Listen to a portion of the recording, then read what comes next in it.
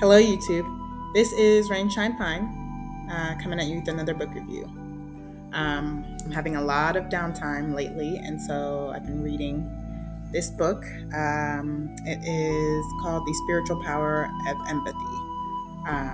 Develop your intuitive gifts for compassionate connection. So, this book is quite nice. It's by this author, Cyndi. I've read books by her before.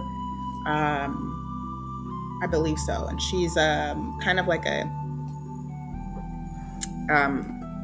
dedicated her life to understanding empathy and the difference between empathy and sympathy.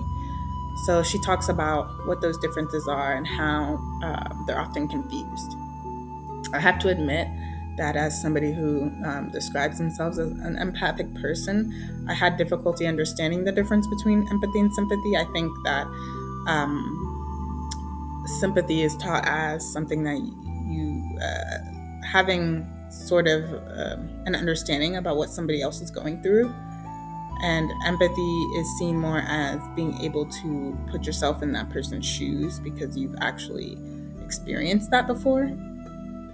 I think those two words get confused quite a bit.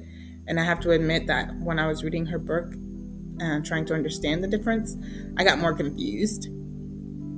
But I think in the grand scheme of what she's trying to let the reader know is that empathy is truly distancing your own feelings from the other person's.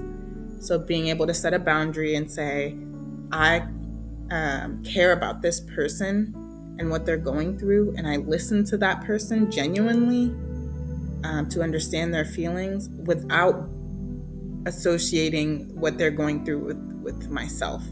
So she talks about some other aspects of sympathy that are often confused with empathy.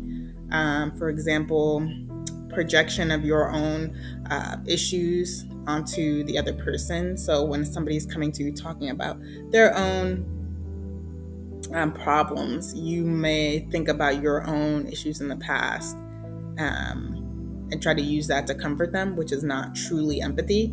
Empathy is listening to somebody talk about their issues and being present to their feelings and without bringing up your own issues. Some people might think that they're being empathic when they say, hey, I've gone through a similar situation. This and this happened to me, so I understand what you mean. But that's not truly empathy, I believe, is what the author is saying. Empathy is just sitting and being present with the person and showing them that you care and you listen by perhaps repeating what they're going through and saying, that's awful, and truly empathizing with them. Whereas people tend to bring up themselves or think of themselves, or perhaps be overly optimistic about a situation instead of truly feeling the feelings or allowing the other person to feel what they're feeling. They may just kind of say, be positive, or don't be sad, don't be mad, let's move on. That's not truly empathy. So I think from the gist of what I've read, that's what she's getting at. She also talks about empathic gifts. So people who struggle with depression, people who struggle with anxiety disorders, who are diagnosed with ADHD or autism, even though they may have those issues, be seen as kind of difficult to work with or to be around. Science is proving more and more that those people are actually truly empaths who've suffered some type of trauma, maybe have a genetic disposition, had some not a great childhood upbringing or some neglect, and then develop coping mechanisms to deal with their feelings. But often a lot of empathic people are impaired. She talks about impaired empaths who aren't weren't truly given the space, maybe during their childhood, to truly be empathic, talking to animals, talking to trees, talking to, or listening to their gifts, which is like seeing spirits or sensing energies. Because if they voice those gifts, people would think that they are crazy, would try to medicate them, they would be ostracized. And so people tend to learn how to integrate into or assimilate into the society that doesn't accept them as they fully are. But when you're not your full true self, as an empathic person, then problems arise. Not being able to sense other people's feelings properly, not being able to see how you affect somebody or how somebody might feel if you behave a certain way. It's truly an interesting book, but she goes into the 6 type of empaths, which I found interesting. And she has a little test or exam to kind of see like where you may fall as an empathic person. So the 6 types are a physical empath, a spiritual empath, a shamanic empath, emotional, mental, and I believe the last one is, can't think of it at the moment, but I definitely saw a bit of myself in some of the examples that she provided in the book.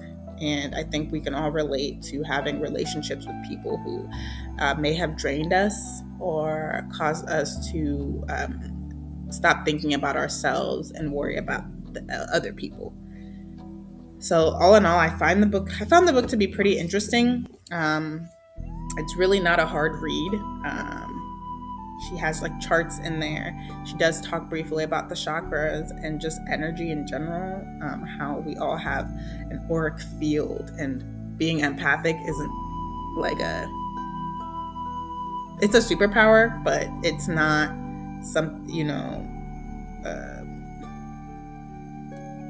it's not uncommon,